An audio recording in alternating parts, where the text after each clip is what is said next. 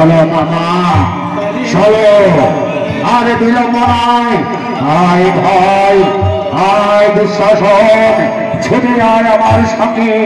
ইস দাদা চলো।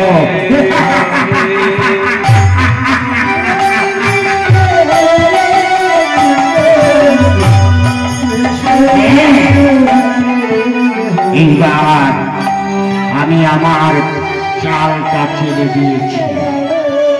এইবার এদের নিজেদের মধ্যে আমাকে একটা দ্বন্দ্ব সৃষ্টি করে আমি ধ্বংস করে দেব এই কুরু বংশ।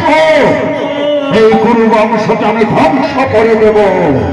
আমি আমার 100 ভাইকে ওই গঙ্গাপুত্র ভীষ্ম একের পর এক সকলকে নিধন করেছে, আর তারই প্রতিশোধ নেব আমি।